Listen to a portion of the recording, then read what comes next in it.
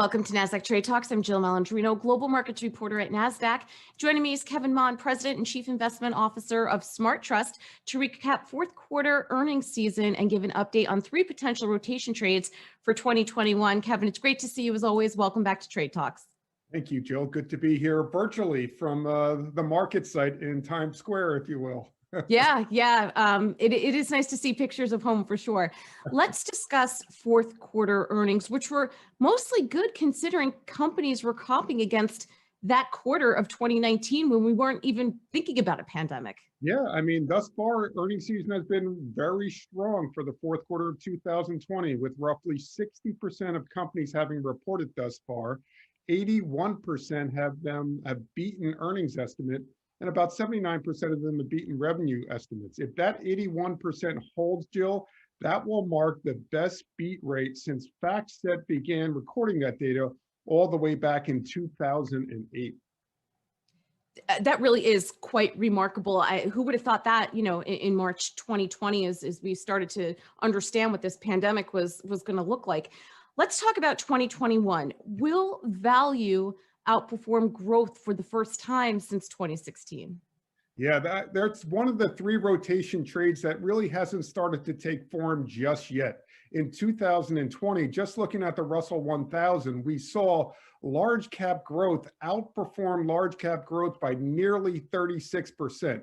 Now, that dispersion has narrowed thus far in 2021 to just a 1% outperformance by large cap growth over large cap value.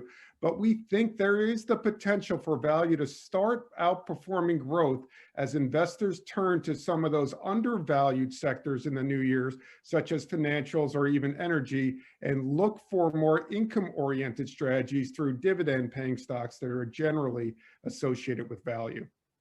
Let's talk about market cap. Do you think small and mid caps could outperform large caps? Yeah, and in fact, thus far in 2021, we're seeing small cap outperform large cap quite considerably. Looking at the Russell 2000 index, it's up over 13% already, Jill, year to date, whereas the S&P 500 itself is up roughly 3.7% year to date. We saw small cap come back strongly in the second half of 2020, and generally smaller cap companies outperformed during periods of economic recovery. And that's certainly what we're in right now, coming off of the devastation that took place during the COVID-19 pandemic.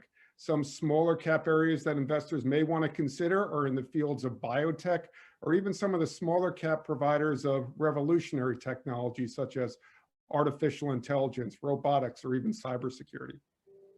Let's switch gears a bit here. Will international equities overall outperform US equities? If so, which international geographies? Yes, good question, Jill. And it does depend on which geographies we're talking about and which continents and which countries, of course.